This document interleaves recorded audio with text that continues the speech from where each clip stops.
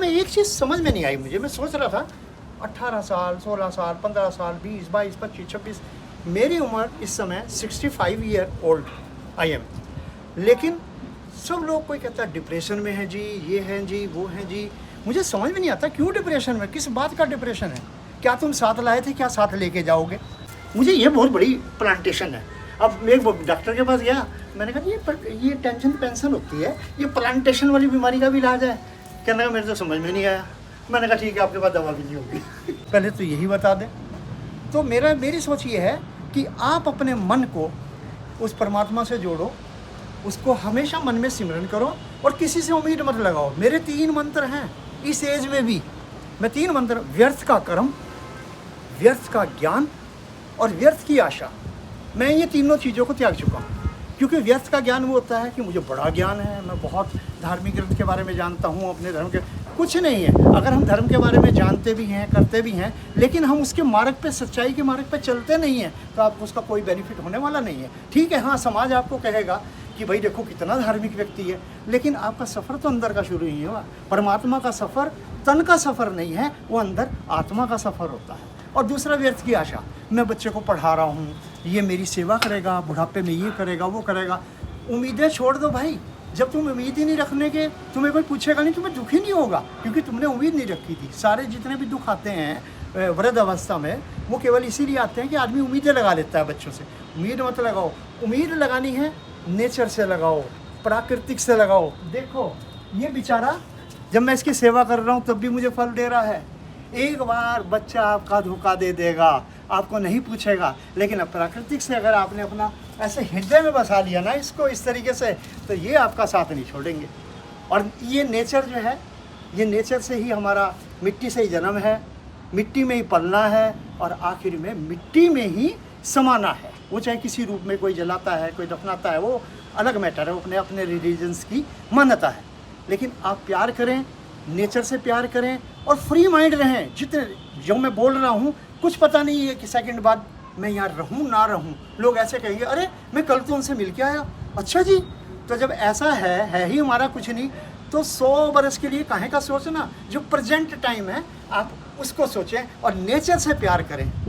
अरे मैं काम कर रहा था, मैं ये सोच रहा था आज, इसको काम करते करते हाथ मेरा यहाँ, जैसे कहते हैं ना, तन से तो आप संसार के कर्म करो, लेकिन इस मन को उस परमात्मा से जोड़ के रखो। आपके एक पीरियड में 2 काम हो जाएंगे। आप परमात्मा को भी याद कर रहे हो और जिस तन से आप कर्म कर रहे हो उसमें परमात्मा का जब आपका नाम चलेगा ना, तो वो चीज़ ऑटोमेटिकली आपको बहुत अच्छा फल देगी। ये देखो एग्लेनिमा का प्लांट कितना भरा हुआ। लोग टेंशन लेते हैं और मैं प्लांटेशन लेता हूँ और कई गुना लेता हूँ। और इसे मैंने एक टहनी से उगाया है, मैं दिखाता हूँ और उगाने के लिए लगा रखी है। ये देखो, ये 4 प्लांट मेरे और बन जाएंगे अब। ये देखिए इसमें रूट भी आ गए। ये देखिए गुड़हल, इस पे अभी फूल आएंगे बड़े अच्छे। ये पटोनिया लगी हुई है आपकी, ये बर्ड हट है।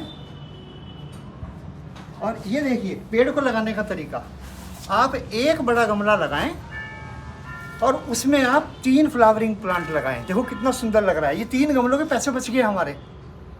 और इस बड़े पेड़ के मिट्टी ज़्यादा होने के कारण आप इसकी फ्लावरिंग देखिए किससे भर भर के आ रहा है। देखो कितने फूल, मतलब गिने भी नहीं जाएंगे। इस तरीके से आप प्लांट में छोटे छोटे लगाएं। ये देखो ये फूशिया लगा हुआ है, इस पर ये शेडी एरिया का प्लांट है जिसमें चाइना डोल नाम के से फूल आता है। इधर देखिए ये कैक्टस, ये तो भाई मेरे से भी ऊंचा हो गया। मैंने इसी तरह से लगाया था इत्तू सा। भाई देखो प्लांट तो बहुत लोग लगाते हैं, मेरा भी छोटा सा आंगन है और मैंने प्लांट लगाया, लेकिन एक सिस्टमेटिकल तरीके से। आप देखो चलने में कोई प्रॉब्लम नहीं है, आप कितनी भी तेज चलो। ये देखिए ये प्लांट कितना बड़ा, 5-5, 6-6 फुट के ये प्लांट। फिर ये हैंगिंग बास्केट में इंडोर इंग्लिश आईवी लगी हुई है। ये देखो ये सारे लगे हुए हैं प्लांट, सब सिस्टमेटिकल लगे हुए हैं, सब रैक पे लगे हुए हैं तरीके से, जिसको जैसी रिक्वायरमेंट है। ये देखिए ये सब लगे हुए हैं। ये सेंटर टेबल इसके बीच में लगी हुई है। यहाँ बैठ के हम लोग जो है अपना शाम को चाय वाय पीते हैं, बात करते हैं। हमें लुक आता है जैसे हिल स्टेशन पे हो।